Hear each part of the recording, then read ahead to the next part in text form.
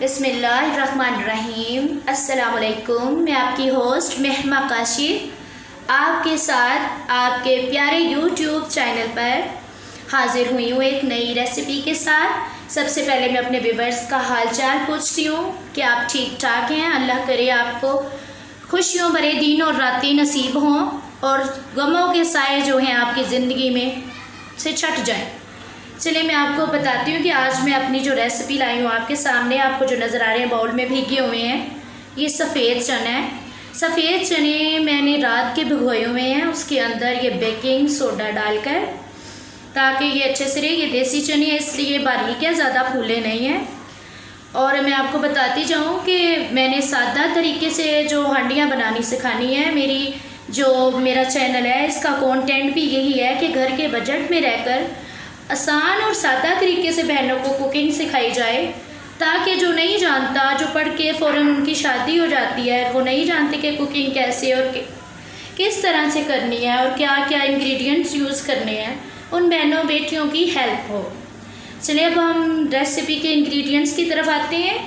ये मैंने half kg सफ़ेद चने रात के, इसके अंदर बेकिंग पाउडर डाल के मैंने थोड़ा सा इसे भिगोया हुआ है। लोग बेकिंग सोडा भी यूज़ करते हैं, मैंने बेकिंग सोडा ही यूज़ किया है। बेकिंग पाउडर भी यूज़ कर लेते हैं, इसमें कोई मसला नहीं है। अब ये इसके इंग्रेडिएंट्स की तरफ आते हैं। ये मैंने 2 बड़े साइज़ की प्याज ली है और इसके बाद मैंने 1 बड़े साइज़ का टमाटर लिया जो मैंने काटा हुआ है। प्याज भी मैंने बारीक काटी हुई है। इसके बाद इसमें अदरक लहसुन का पेस्ट है। ये 1 टीस्पून अदरक का पेस्ट है और 1 टीस्पून लहसुन का पेस्ट है। इसमें अदरक लहसुन गोश्त की निस्बत ज़रा कम डालते हैं। गोश्त वाली हांडियों में मैं टेबल स्पून यूज़ करती हूँ, इसमें मैंने टीस्पून यूज़ किया है। ये मैंने चॉप की हुई, बल्कि हाथ से ही छुरी से काटी हुई हैं 2 अदर सब्ज़ मिर्चें, और ये 3 अदर मैंने गार्निशिंग के लिए रखी हुई हैं। अब स्पाइसेस की तरफ आते हैं। ये मैंने गरम मसाला पाउडर लिया है आधा टीस्पून। ये मैंने कोरिएंडर लिया, मतलब कि धनिया है, ये मैंने चॉप करके रखा हुआ है एंड पे गार्निशिंग के लिए। ये मैंने गरम मसाला लिया हुआ है आधा टीस्पून। ये मैंने कुटी काली मिर्च ली हुई है आधा टीस्पून है। ये हमारे इंग्रेडिएंट्स के हमारी रेसिपी के इंग्रेडिएंट्स हैं और स्पाइसेस इंग्रेडिएंट्स हैं। इसके बाद जो मेन इंग्रेडिएंट्स इन्हें बोलते हैं, ये है 1 टेबलस्पून रेड चिली सुरख मिर्च, 1 टेबलस्पून, 1 टेबलस्पून नमक है और 1 टीस्पून हल्दी है।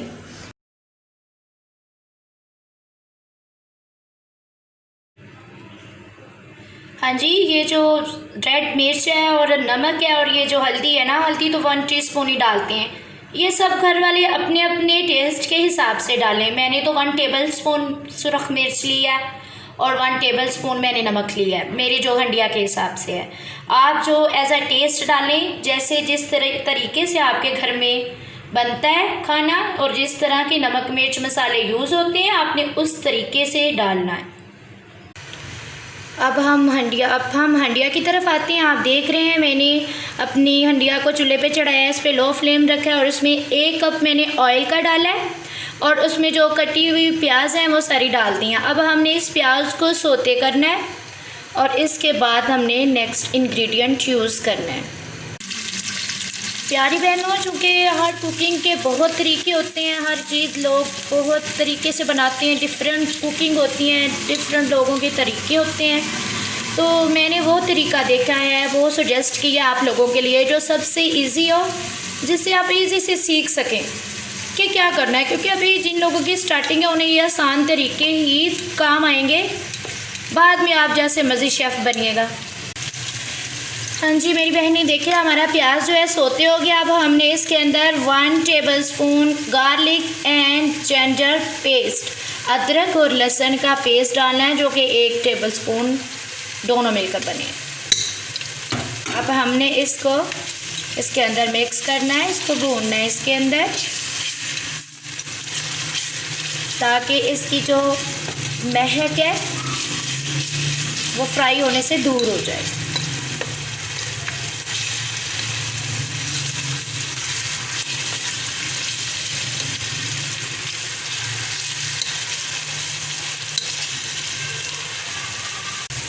ہاں جی میری بہنیں، یہ دیکھ رہے ہیں آپ کہ یہ لہسن ادرک جو ہے وہ فرائی ہو چکا ہے اور اتنی پیاری سی خوشبو دینا شروع ہو گیا۔ اب اس کے اندر ہم نے گرم مسالہ رکھا تھا، یہ ہلکا سا فرائی کریں گے ڈال کے، اسے تھوڑا سا فرائی کریں گے اس کے اندر ڈال کے، تقریباً 2-3 منٹ کے لیے اس کو فرائی کریں گے ہم لوگ۔ اور اس کے بعد ہم اپنا اگلا انگریڈینٹ اس کے اندر یوز کریں گے۔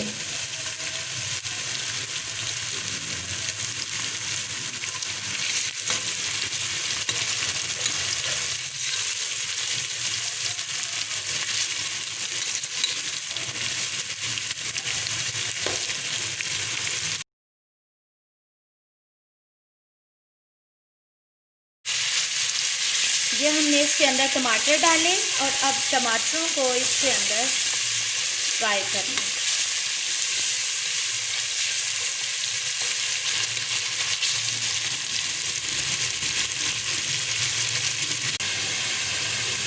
ہاں جی ہمارے ٹماٹر جو ہے اس کے اندر تقریباً فرائی ہو چکے ہیں، آپ کو اوپر آتا ہوا آئل نظر آئے گا۔ اس کے بعد ہم نے اس کے اندر چاپڈ ہوئی کٹی ہوئی مرچیں ڈالنی ہے سبز، اس میں اپنے اسپائسز سٹارٹ کرنی ہے ڈالنی، اور پھر اس کو آرام سے مکس کرنا ہے۔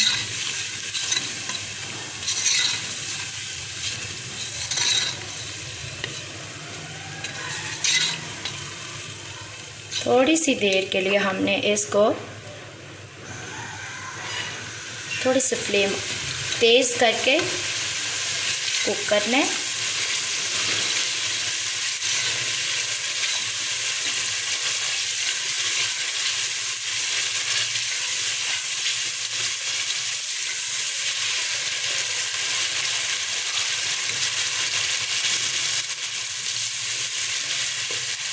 تاکہ جو اسپائسیز ہیں اس میں کچا پن نہ رہے۔ اب اس کے بعد یہ جو بھون چکے ہیں ہمارا مسالہ، ہم اس کے اندر چنے ڈالیں گے۔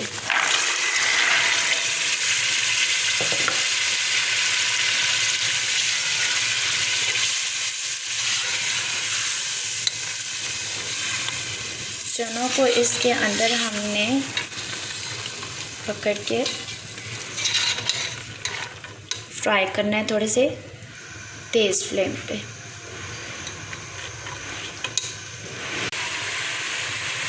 اس کو آپ نے اتنا فرائی کرنا ہے کہ جو آپ کے چنے ہیں نا وہ آئل چھوڑ دیں۔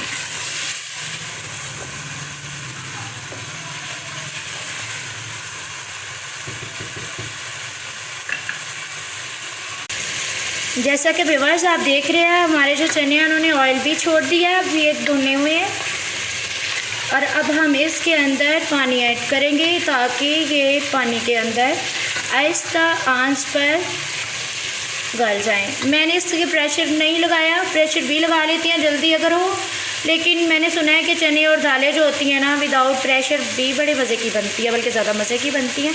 تو آج میں نے اسے رات سے بھگویا ہوا تھا، اس لیے زیادہ ضرورت نہیں پڑے گی مجھے۔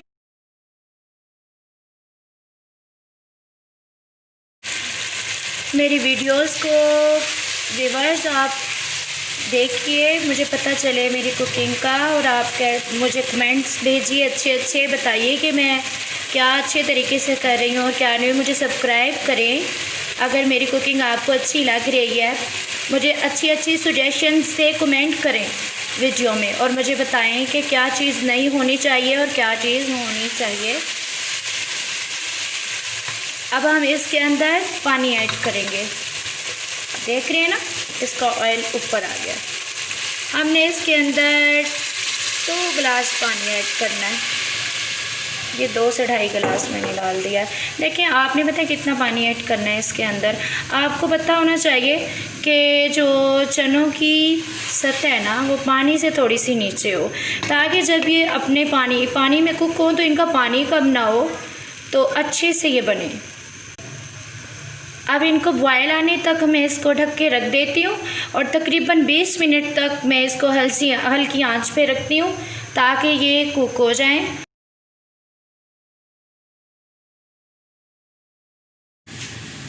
ہاں جی، دیکھیں آپ نے ہمارا سالن پک کر تیار ہو گیا اور ہم نے پیارے سے بول میں سرو بھی کر لیا۔ اس کے اوپر ہم نے وہ جو چاپ کیا ہوا دھنیا ڈالا ہے، اور اس کے بعد ہم نے یہ گارنشنگ کے لیے سبز مرچیں رکھی تھی رنگ برنگی، اور گرم مسالہ ڈال کر اوپر ہم نے تیار کر لیا اپنا سالن۔